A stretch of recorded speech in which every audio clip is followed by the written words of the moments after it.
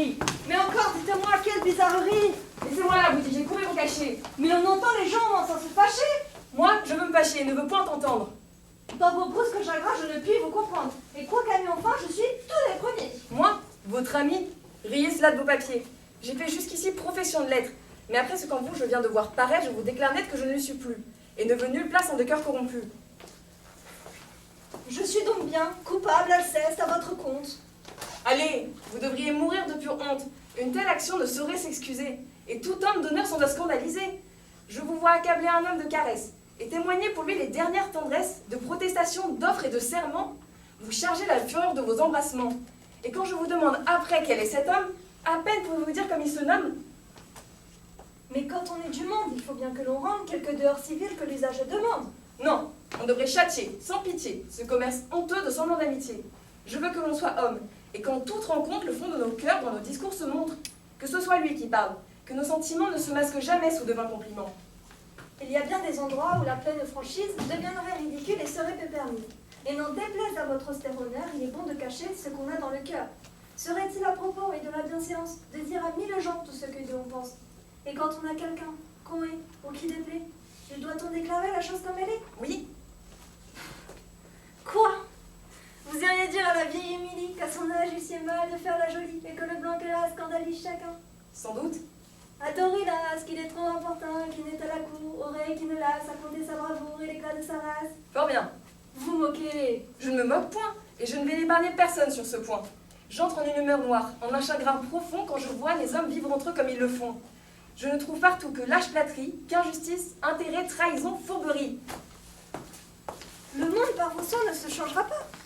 Et puisque la franchise a pour vous tant d'appart, je vous dirai tout franc que cette maladie, partout où vous allez, donne la comédie. Tant mieux, morbleu, tant mieux, c'est ce que je demande. Cela m'est fort bon signe et ma joie en est grande. Les hommes me sont à tel point odieux que je serais fâchée d'être sage à leurs yeux. Je m'étonne, pour moi, qu'étant, comme il le semble, vous et le genre humain si fort brouillés ensemble. Malgré tout ce qui peut vous le rendre odieux, vous ayez pris chez lui ce qui charme vos yeux. Et ce qui me surprend encore davantage, c'est cet étrange choix où votre cœur s'engage. La sincère Elliot a du penchant pour vous. La prude Arsinoé vous voit d'un œil fort doux. Cependant, à leurs vœux, votre âme se refuse, tandis qu'en ses liens Célimène l'amuse, de qui l'humeur coquette et l'esprit médisant semblent si fort donnés dans les mœurs d'à présent. Non, l'amour que je sens pour cette jeune veuve ne ferme point mes yeux aux défauts qu'on lui treuve. Et suis, quel quart d'heure qu'elle m'ait pu donner, le premier à les voir comme elle est condamnée. Mais, avec tout cela, quoi que je puisse faire, je confesse mon faible, elle a l'air de me plaire.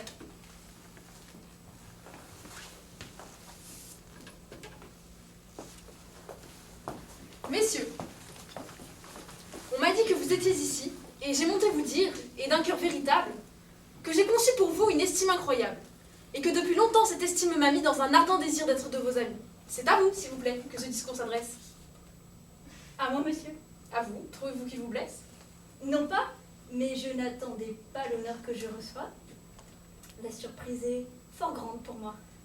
Souffrez qu'un cœur ouvert, monsieur, je vous embrasse. Et quand votre amitié, je vous demande place. Touchez-la, s'il vous plaît. Vous me la promettez, votre amitié? Monsieur... Quoi, vous y résistez? Monsieur, c'est trop d'honneur que vous me voulez faire, mais l'amitié demande un peu plus de mystère, et c'est assurément profaner le nom que de vouloir le mettre en toute occasion. Avec lumière et choix, cette union veut naître avant que nous lier, il faut nous mieux connaître. Et nous pourrions avoir telle complexion que tous deux du marché, nous nous repentirions. Parbleu, c'est parler là-dessus en homme sage, et je vous en estime encore de davantage. Enfin, je suis à vous de toutes les manières. Et comme votre esprit a de grandes lumières, je viens pour commencer entre nous ce beau nœud, vous montrer un sonnet que j'ai fait depuis peu, et savoir s'il est bon qu'au public je l'expose. Monsieur, je suis malpropre à décider la chose, veuillez m'en dispenser. Pourquoi? J'ai le défaut d'être un peu plus sincère en cela qu'il me faut. C'est ce que je demande, et j'aurai lieu de plainte, si m'exposant à vous pour me parler sans feinte, vous alliez me trahir et me déguiser rien. Puisqu'il vous plaît ainsi, monsieur, je le veux bien.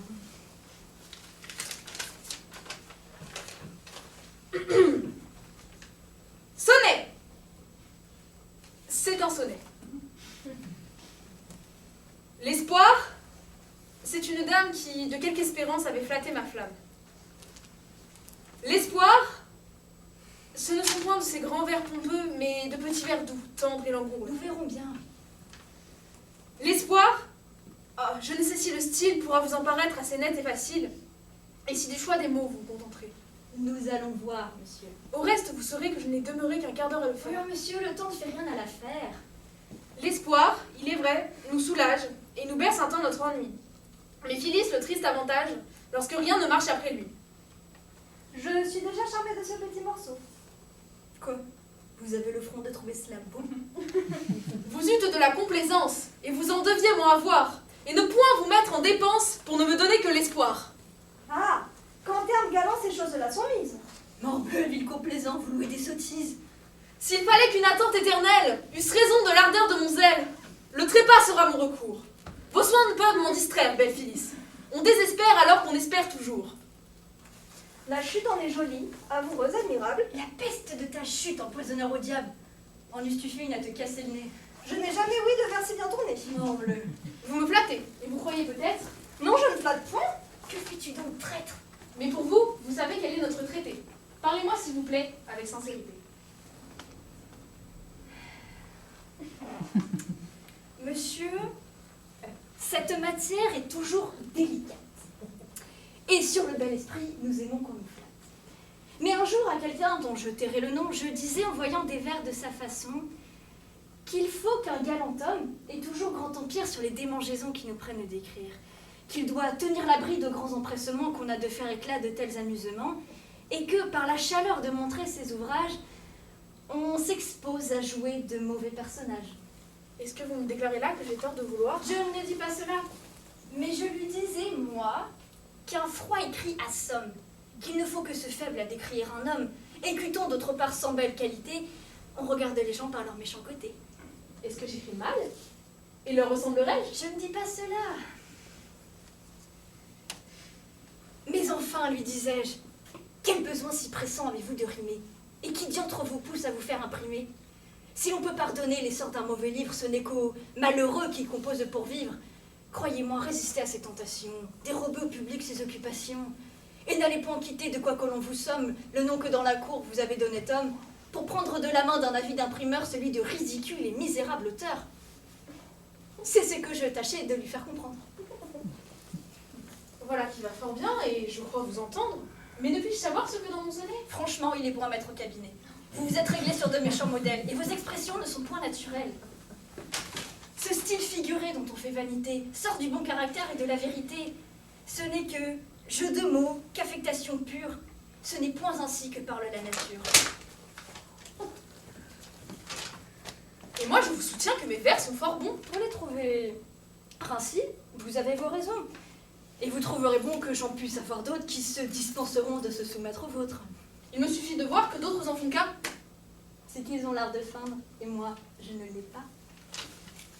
Croyez-vous donc avoir tant d'esprit en partage? Si je louais vos vers, j'en aurais davantage. Je me passerais bien que vous les approuviez. Il faudra bien, s'il vous plaît, que vous vous en passiez. Je voudrais bien pourvoir que sur la même matière, vous en composassiez à votre manière. J'en pourrais, par malheur, faire d'aussi méchants. Mais je me garderai de les montrer aux gens. Vous me parlez bien ferme, et cette suffisance... Autre part que chez moi, cherchez qui vous encense. Mais mon petit monsieur, prenez-le un peu moins. Ma foi, mon grand monsieur, je le prends comme il faut. Eh bien, messieurs, c'en est trop, laissez cela de grâce. Ah, j'ai tort, je l'avoue, je quitte la place. Je suis votre valet, monsieur, de tout mon cœur. Et moi, je suis monsieur, votre humble serviteur. Eh bien, vous le voyez, pour être trop sincère, vous voilà sur les bras une fâcheuse affaire. Et j'ai bien vu, Orampe, afin d'être flatté. Ne me parlez pas.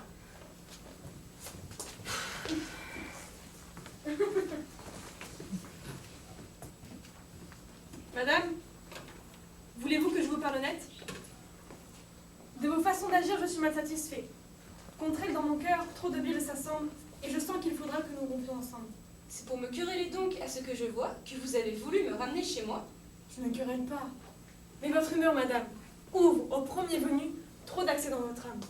Vous avez trop d'amants qu'on va vous obséder, et mon cœur de cela ne peut s'accommoder. Des amants que je fais me rendez-vous coupable? Puis-je empêcher les gens de me trouver aimable? Et lorsque pour me voir ils font de doux efforts, dois-je prendre un bâton pour les mettre dehors?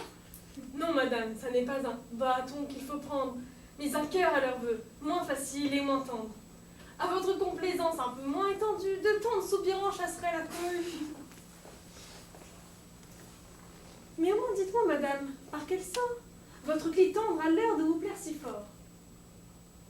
Est-ce par l'ongle long qu'il porte au petit doigt qu'il s'est acquis chez vous l'estime mon le point? Vous êtes-vous rendu avec tout le beau monde homérique éclatant de sa perruque blonde? Ou sa façon de rire? Ou son ton de fossé? Ont-ils de vous toucher si mauvais le secret? Car justement de lui, vous prenez de l'ombrage. Ne savez-vous pas bien pourquoi je le ménage? Et que dans mon procès, ainsi qu'il m'a promis, il peut intéresser tout ce qu'il a d'amis? Perdez votre procès, madame, avec constance. Et ne ménagez point un rival qui m'offense. Mais de tout l'univers, vous êtes jaloux! C'est que tout l'univers est bien reçu de vous. C'est ce qui doit rassurer votre âme effarouchée, puisque ma complaisance est sur tous épanchée. Et vous auriez plus que de vous en offenser si vous me voyiez sur un seul ramassé. Mais moi, que vous blâmez de trop de jalousie, qu'ai-je plus que tous, madame? Je vous prie. Le bonheur de savoir que vous êtes aimé. Et quel lieu de le croire à mon cœur enflammé? Je pense qu'ayant pris le soin de vous le dire, un aveu de la sorte est de quoi vous suffire. Et qui m'assurera qu'au même instant, vous n'en disiez peut-être aux autres tout autant. Certes, pour un amant, la fleurette est mignonne, et vous me traitez là de gentille personne. Eh bien, pour vous aider d'un semblable souci, de tout ce que j'ai dit, je me dédise ici. Et rien ne saurait plus vous tromper que vous-même. Soyez content. Oh, morbleu, faut-il que je vous aime? Que si de mes mains je rattrape mon cœur, je bénirai le ciel de ce rare bonheur. Je ne cède pas, je fais tout mon possible à rompre de ce cœur l'attachement terrible. Mais mes plus grands efforts n'ont rien fait jusqu'ici. Et c'est pour mes péchés que je vous aime ainsi. Il est vrai, votre ardeur est pour moi sans seconde. Oui, je puis là-dessus défier tout le monde.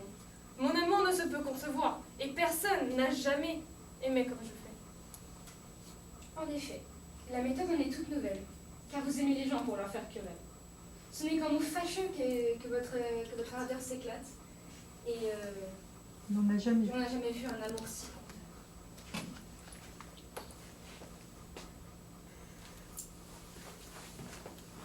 Voici les deux marquis qui montent avec nous. Voulait-on venir dire? Oui. Le siège pour tous. Vous n'êtes pas sortis? Non, madame, mais je veux, ou pour eux, ou pour moi, faire expliquer votre âme. Taisez-vous. Parbleu, je viens du Louvre où Cléante au lever, madame, a bien paru ridicule achevée. N'a-t-il point quelques amis qui puissent sur ses manières, d'un charité à la vie, lui prêter les lumières? Dans le monde, à vrai dire, il se barbouille fort. Partout, il porte un air qui saute aux yeux d'abord. Et lorsqu'on le revoit après un peu d'absence, on le retrouve plus plein d'extravagance. Parbleu, s'il faut parler des gens extravagants, je viens d'en essuyer un des plus fatigants. Damon, le raisonneur, qui m'a, ne vous déplaise, 1 heure au grand soleil tenu hors de ma chaise. C'est un parleur étrange et qui trouve toujours l'art de ne vous rien dire avec de grands discours. Dans les propos qu'il tient, on ne voit jamais goutte. Et ce n'est que du bruit que tout ce qu'on écoute. Simone, encore madame, est un bon caractère. C'est de la tête aux pieds un homme tout mystère, qui vous jette en passant un coup d'œil égaré, et sans aucune affaire et toujours affairé. Pour rompre l'entretien, il a sans cesse, tout bas, un secret à vous dire, et ce secret n'est rien. Et Gérald de madame, Oh, l'ennuyeux conteur. Jamais on ne le voit sortir du grand seigneur. Dans le brillant commerce, il se mêle sans cesse, et ne cite jamais que duc, prince ou princesse. On dit qu'avec Davis, il est du dernier bien. Le pauvre esprit de femme et le sec entretien. Lorsqu'elle vient me voir, je souffre le martyre. Il faut suer sans cesse à chercher que lui dire. Et la stérilité de son expression fait mourir à tout coup la conversation. En vain, pour attaquer son stupide silence, de tous les lieux communs, vous prenez l'assistance. Le beau temps, et la pluie, et le froid, et le chaud sont des fonds qu'avec elle, on épuise bientôt. et que vous semble notre as, Ah, quel orgueil extrême. C'est un homme gonflé de l'amour de soi-même. Et le jeune Cléon, chez qui vont aujourd'hui nos plus honnêtes gens, que dites-vous de lui? Que de son cuisinier, il s'est fait un mérite, et que c'est à sa table à qui l'on rend visite. Il prend soin d'y servir des mets fort délicats. Oui, mais je voudrais bien qu'il ne s'y servît pas. C'est un fort méchant plat que ça saute personne, et qui gâte à mon goût tous les repas qu'il donne. On fait assez de cas de son oncle Damis. Qu'en dites-vous, madame? Il est de mes amis. Je le trouve honnête homme et d'un air assez sage. Oui, mais il veut avoir trop d'esprit, dont j'enrage. Il est gardé sans cesse, et dans tous ses propos, on voit qu'il se travaille à dire de bons mots. Dieu, mesdames, voilà son portrait véritable. Pour bien peindre les gens, vous êtes admirable. Allons, ferme, poussez mes bons amis de cour. Vous n'en épargnez point, et chacun à son tour. Cependant, aucun à vos yeux ne se montre qu'on ne vous voit en hâte à aller à sa rencontre. Lui présenter la main ou d'un baiser flatteur, appuyer les serments d'être son serviteur. Pourquoi s'en prendre à nous si ce qu'on dit vous blesse? Il faut que le reproche à madame s'adresse. Non, c'est à vous. Vos récomplaisants nourrissent la coupable aisson. Par votre flatterie. Son humeur satirique est sans cesse nourrie par le coupable aisson de votre flatterie. Et son humeur à rallier trouve vraiment d'appât s'il avait observé qu'on ne l'applaudit pas. Mais pourquoi pour ces gens un intérêt si grand, vous qui condamneriez ce qu'on nous reprend? Et ne faut-il pas bien que monsieur contredise? À la commune voix veut-on qu'il se réduise? Et qu'il ne fasse pas éclater en tout lieu l'esprit contrariant qu'il a reçu des cieux? Le sentiment d'autrui n'est jamais pour lui plaire. Il prend toujours en main l'opinion contraire. Et penserait paraître un homme du commun si l'on voyait qu'il fût de l'avis de quelqu'un. L'honneur de contredire a pour lui tant de charme, il prend contre lui-même assez souvent les armes. Et ses vrais sentiments sont combattus par lui aussitôt qu'il les voit dans la bouche d'autrui. Les riens sont pour vous, madame, c'est tout dire. Et vous pouvez pousser contre moi la satire.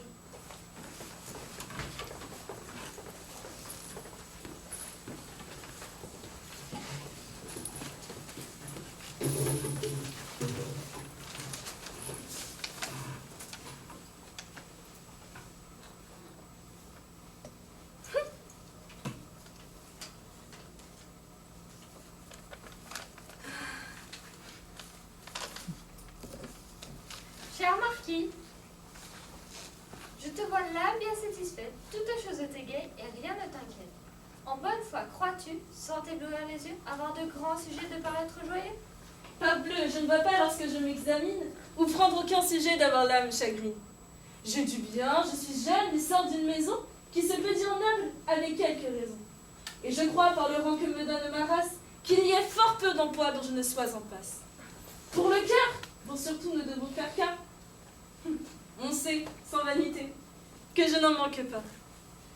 Pour de l'esprit, j'en ai, sans doute, et du bon goût, à juger sans étude et à raisonner de tout.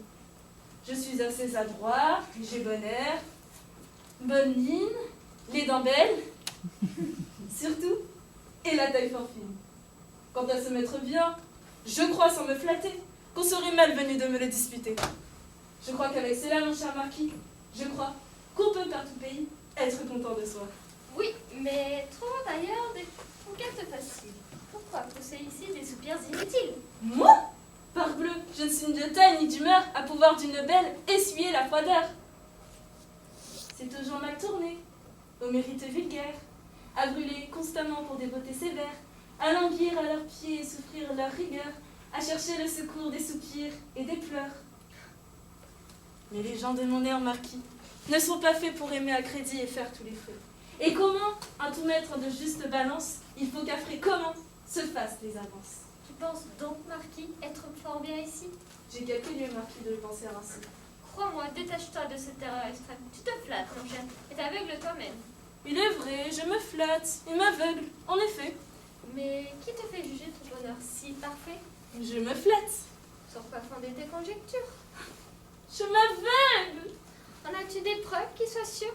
je m'abuse, te dis-je. Est-ce que de ces vœux Célimène t'a fait quelques secrets aveux? Non, je suis maltraitée. Mais pour moi, je te prie. Je n'ai que des rebuts. Laissons la raillerie et me dis quel espoir on peut t'avoir donné. Je suis le misérable, et toi le fortuné. On a pour ma personne une aversion grande. Et quelqu'un de ces jours, il faut que je me pende. Oh, ça veux-tu, marquis? Pour ajuster nos vœux, que nous tombions d'accord d'une chose tous deux? Que qui pourra vous montrer une marque certaine d'avoir meilleure part au cœur de Célimène? L'autre ici fera place au vainqueur prétendu et le délivrera d'un rival assidu. Ah, parbleu, tu me plais avec un tel langage. Et du bon de mon cœur, à cela je m'engage.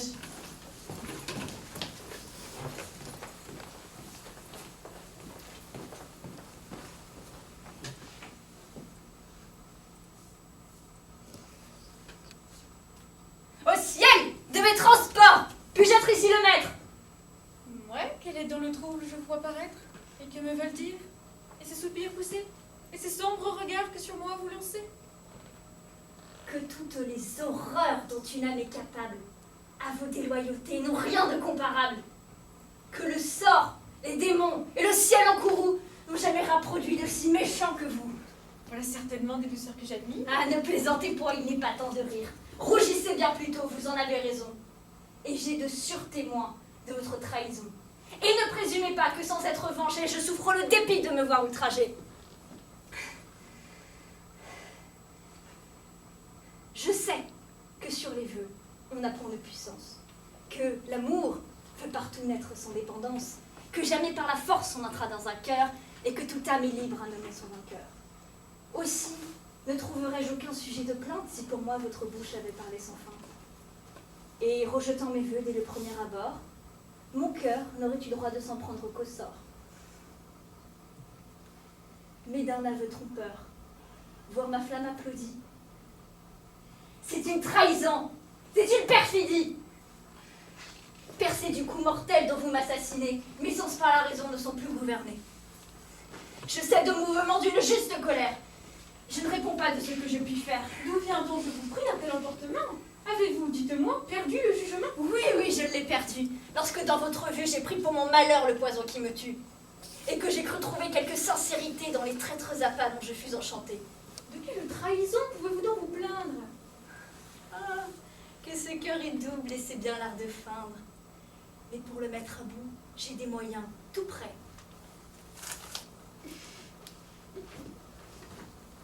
Jetez ici les yeux et connaissez vos traits.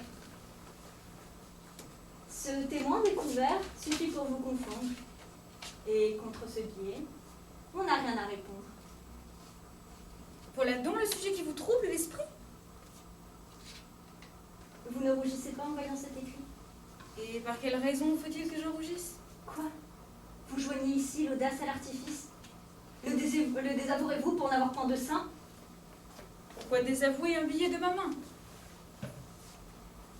Et vous pouvez le voir, sans demeurer confuse du crime dont vers moi, son style vous accuse.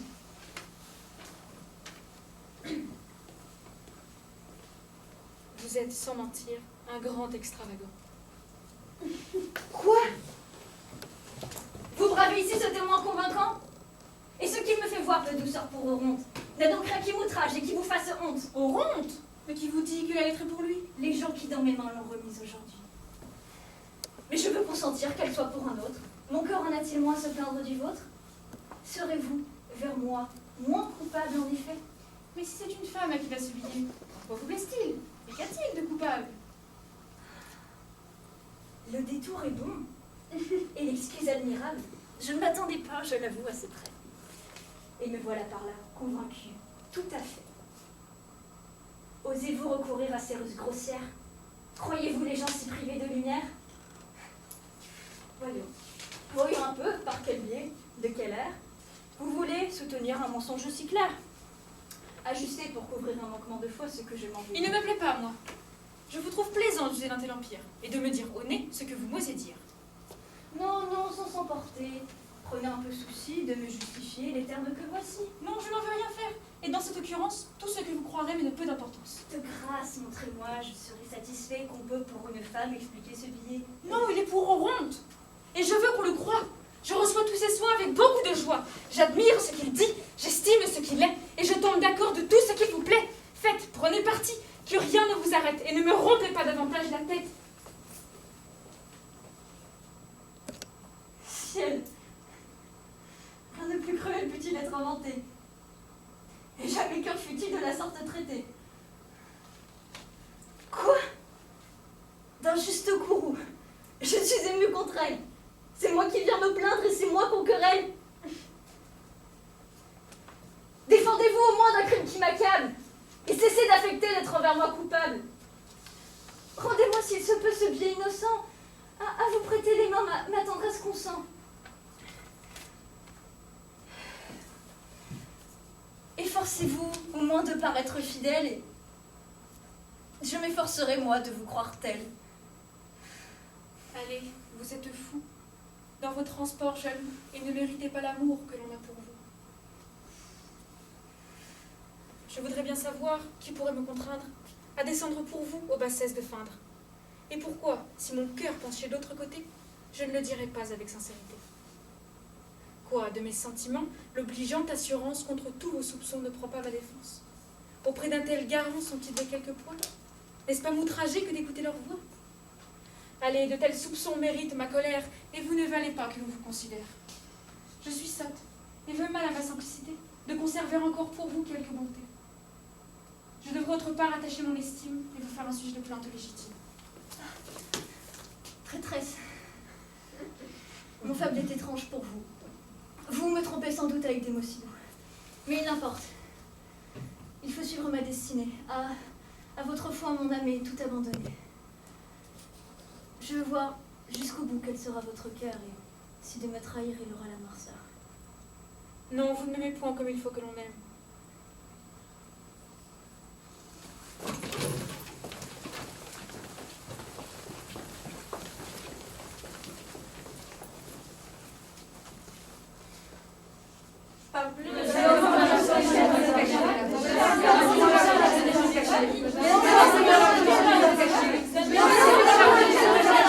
Et que depuis longtemps cette estime m'a mis dans un ardent désir d'être de vos amis. Ah, ne rougissez point. Il n'est pas temps de rire. Rougissez bien plutôt, vous en avez raison.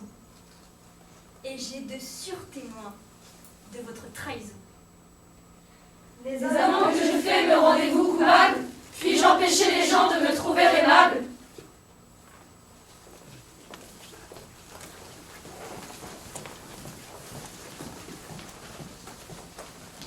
Oui, c'est à vous de voir si par des nœuds si doux, madame, vous voulez m'attacher tout à vous.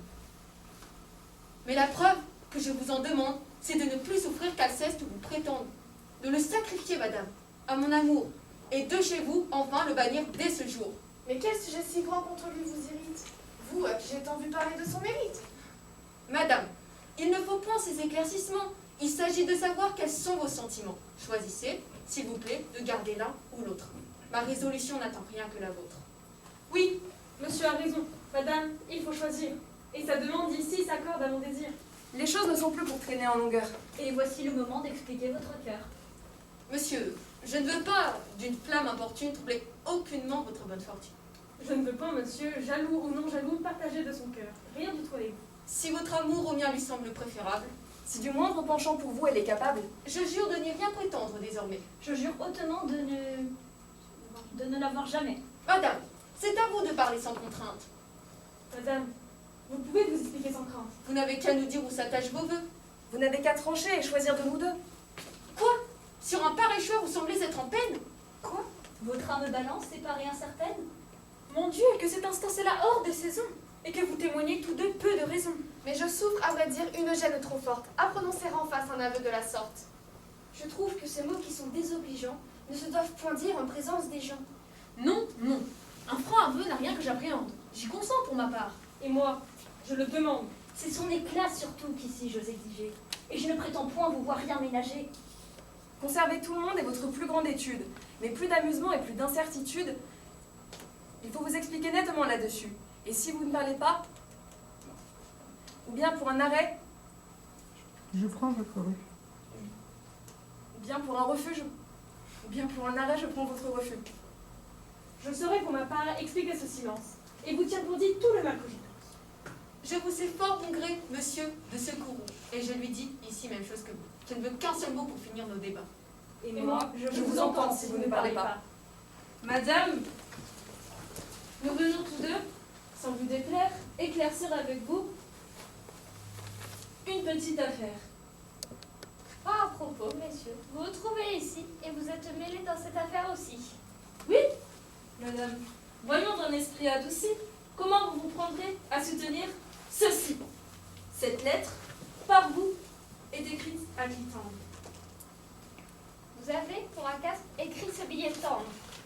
Messieurs, ces traits pour vous n'ont point d'obscurité, et je ne doute pas que sa civilité, à trop connaître sa main, n'ait trop su vous instruire. Mais ceci vaut assez la peine de le lire. Vous êtes un étrange homme de condamner mon logement et de me reprocher que je n'ai jamais tant de joie que lorsque je ne suis pas avec vous. Il n'y a rien de plus injuste, et si vous ne venez bien vite me demander pardon de cette offense, je vous ne pardonnerai de ma vie. Notre grand Flandrin de vicomte peut-être ici. Notre grand Flandrin de vicomte, par qui vous commencez vos plaintes, est un homme qui ne saurait me revenir. Et depuis que je l'ai vu, 3/4 d'heure durant, cracher dans un puits pour faire des ronds, je n'ai pu jamais prendre bonne opinion de lui. Pour le petit marquis, c'est moi-même, messieurs, sans nulle vanité. Pour le petit marquis, qui me tint hier longtemps la main, je trouve qu'il n'y a rien de si mince que toute sa personne, et ce sont de ses mérites qui n'ont que la cape et l'épée. Pour l'homme au ruban vert, à vous l'aider, monsieur. Pour l'homme au ruban vert, il me divertit quelquefois avec ses brusqueries et son chagrin bourru. Mais il est sans moment où je le trouve le plus fâcheux du monde.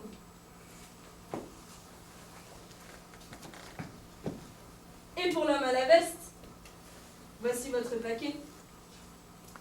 Et pour l'homme à la veste, qui s'est jeté dans le bas l'esprit et veut être auteur malgré tout le monde, je ne puis me donner la peine d'écouter ce qu'il dit. Et sa prose me fatigue autant que ses vers. Mettez-vous donc en tête que je ne me divertis pas toujours si bien que vous pensez, que je vous trouve à dire plus que je ne voudrais, dans toutes les parties où l'on m'entraîne, et que c'est un merveilleux assaisonnement au plaisir qu'on goûte que la présence des gens qu'on aime. Me voici maintenant, moi. Votre clitandre dont vous me parlez et qui fait tant le doucereux est le dernier des hommes pour qui j'aurai de l'amitié. Il est extravagant de se persuader qu'on l'aime, et vous l'êtes de croire qu'il ne vous aime pas. Changez pour être raisonnable vos sentiments contre les siens, et voyez-moi le plus que vous pourrez pour m'aider à porter le chagrin d'en être obsédé. D'un fort beau caractère, on voit là le modèle, madame. Et savez-vous comment cela s'appelle? Il suffit. Nous allons l'un comme l'autre, en tout lieu, montrer de votre cœur le portrait glorieux. J'aurai des choses à vous dire, et belle est la matière. Mais je ne vous tiens pas digne de ma colère, et je vous ferai voir que les petits marquis ont pour se consoler des cœurs de plus offrir.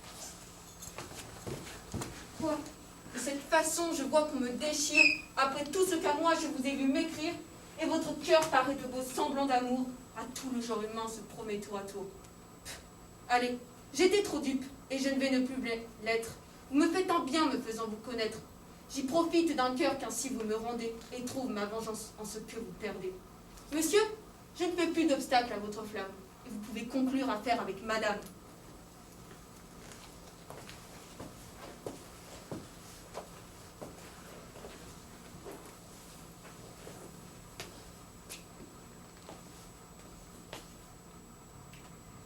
Eh bien, je me suis tue malgré ce que je vois. Et j'ai laissé parler tout le monde avant moi. Ai-je pris sur moi-même un assez long empire? Et puis-je maintenant? Oui, vous pouvez tout dire. Vous en êtes en droit, lorsque vous vous plaindrez, et de me reprocher tout ce que vous voudrez. J'ai tort, je le confesse. Et mon âme confuse ne cherche à vous payer d'aucune vaine excuse. J'ai des autres ici méprisé le coup, mais je tombe d'accord de mon crime envers vous. Votre ressentiment sans doute est raisonnable. Je sais à combien quel je point je dois vous paraître coupable. Que toute chose dit que j'ai pu vous trahir, Et qu'enfin vous avez sujet de me haïr. Faites-le, j'y consens. Puis, traîtresse, Puis-je ainsi triompher de toute ma tendresse? en quel quart d'heure je vais vous haïr? Trouvais un cœur en moi, tout prêt à m'obéir.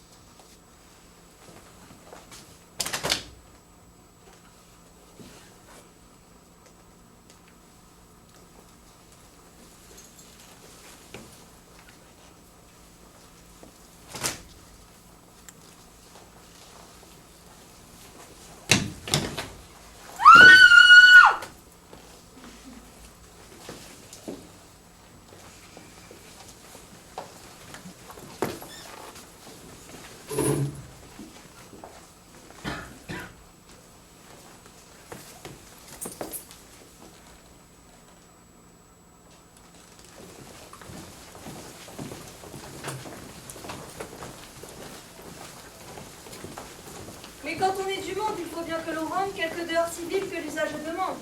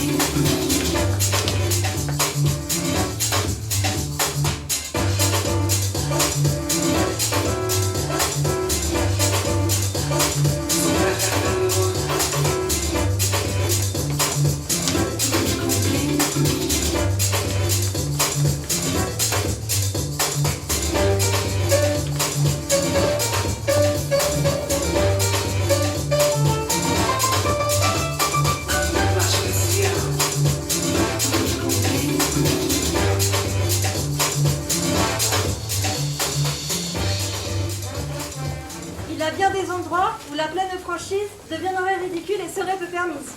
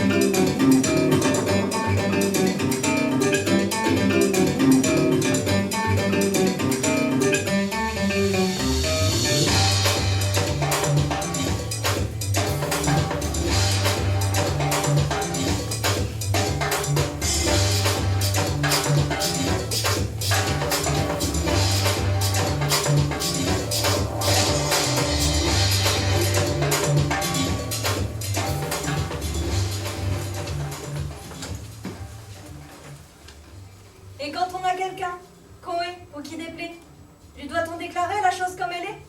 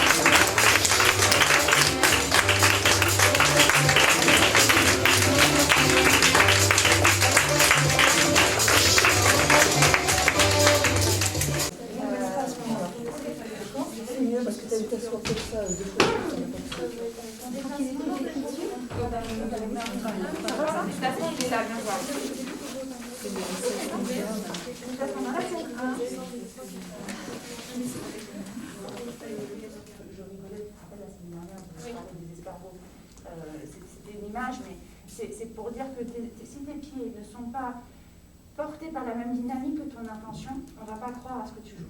Une chose. À la fin, il faut être très très clair. C'est-à-dire que là, quand le regard est là, c'est vraiment hop, et ça vit jusqu'au bout, jusqu'à temps que ça se termine et que le relais soit pris quand c'est à votre tour. Quand vous êtes en ligne ici, c'est pareil. Ta tête, hop, je regarde, et j'ai vraiment tout vu. Mon regard part du sol, hein, d'accord, et va jusqu'à la lumière des yeux. Au-delà de ça, d'accord, et restez bien figé. Alors, ton entrée, Marie, ton entrée, cette petite course haletante qui pourrait se faire. Mais c'est le trotte d'une société spectaculaire.